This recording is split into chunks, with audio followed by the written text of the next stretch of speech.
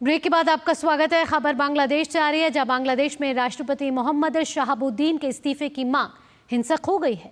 राजधानी ढाका में यह घटना रात करीब 8:20 पे हुई, जब प्रदर्शनकारियों के एक समूह ने पुलिस बैरिकेड तोड़कर राष्ट्रपति निवास बंग भवन में प्रवेश करने की कोशिश की। प्रदर्शनकारी राष्ट्रपति मोहम्मद शहाबुद्दीन के इस्तीफे की मांग कर रहे हैं। शेख हसीना के इस्तीफे के बारे में राष्ट्रपति के बयान के बाद यह हिंसा शुरू हुई। बांग्लादेश के राष्ट्रपति ने हाल ही में एक इंटरव्यू में कहा था कि उन्होंने सुना है कि शेख हसीना ने प्रधानमंत्री के रूप में अपने पद से इस्तीफा दे दिया है।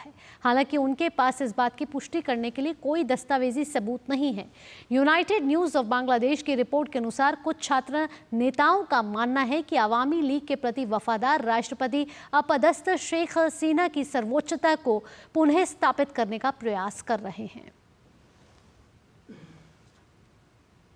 तो बांग्लादेश में एक बार फिर हिंसा भड़क गई है। बांग्लादेश के राष्ट्रपति की एक टिप्पणी के बाद यह हिंसा भड़की है और कल रात 8:20 पे प्रदर्शनकारियों ने बंग भवन घुसने की कोशिश की, जिसके बाद भारी पुलिस बल तैनात है, वहां उनको रोका गया।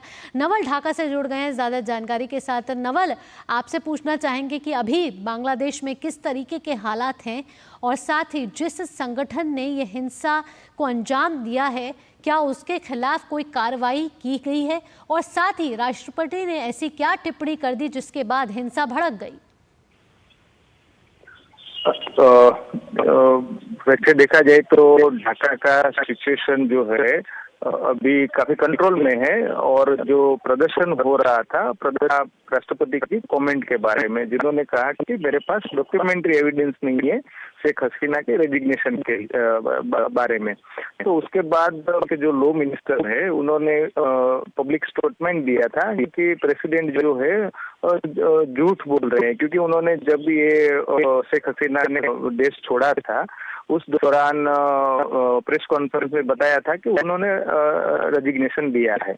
तो उसके बाद से लेके जो कुछ स्टूडेंट कोड है और स्टूडेंट मूवमेंट से जुड़े लोग हैं जो शेख हसीना गवर्नमेंट के खिलाफ मूवमेंट चलाया था, प्रोटेस्ट कोटा रिजर्वेशन के अगेंस्ट में, तो वो स्टूडेंट जो है उन्होंने कुछ स्टेटमेंट दिया था और सोशल मीडिया पे पोस्ट डाला था कि भाई प्रेसिडेंट को जो है रेजिग्नेशन करना चाहिए। लेकिन कल जो है दोपहर के बाद एक प्रोसेशन मार्च निकला था जो बंग भवन, जो बांग्लादेश के राष्ट्रपति रेसिडेंट है, वहां पहुंचा। वहां पुलिस के साथ कुछ भिड़ंत हुई, उसमें 3-4 लोग जख्मी हुए थे, एक आध दो पुलिस वाले हुए थे। उसके बाद आर्मी ने जाके मामला जो है, आर्मी डिप्लोमेट भी है वहां पे, तो उन्होंने कंट्रोल किया। लेकिन अभी जो आज सुबह जो ताजा जानकारी मिल रही है उसके हिसाब से कुछ प्रेसिडेंट के चीफ एडवाइजर के जो प्रेस सेक्रेटरी है, चीफ एडवाइजर मोहम्मद यूनुस के, उन्होंने ये बताया कि जो आसिफ नजरुल लॉ मिनिस्टर है व्यूज को ये जो इंटरिम गवर्नमेंट है वो सब्सक्राइब करती है, तो उससे लगता है कि प्रेसिडेंट के ऊपर और दबाव बढ़ेगा। और स्टूडेंट के साथ अन्य लोग भी उन पे रेजिग्नेशन के लिए डिमांड कर रहे हैं। लेकिन वो जो देखा जाए तो ढाका का प्रेसिडेंट का आसपास तक इतनी बड़ी तादाद में लोग नहीं है। डिमांड उनका है, लेकिन जो वायलेंस और पूरा जनजीवन को इतना असर करना वो नहीं है। हाल के समय में आगे क्या होता है वो तो आने वाला समय बताएगा, लेकिन प्रेसिडेंट के ऊपर बढ़ा है।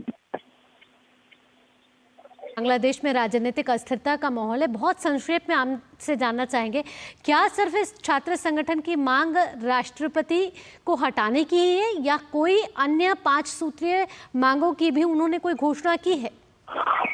यस, जो छात्र संगठन है उनका जो डिमांड है उसमें से एक डिमांड है जो आवामी लीग का स्टूडेंट ऑर्गेनाइजेशन छात्र लीग था, उसके अपने का डिमांड है। आवामी लीग जो शेख हसीना की पार्टी है उनका बैन करने का भी एक डिमांड है। साथ में कॉन्स्टिट्यूशन के रिगार्डिंग भी उनका डिमांड है कि कुछ उनको नया कॉन्स्टिट्यूशन या कॉन्स्टिट्यूशन में इसकी एक डिमांड है।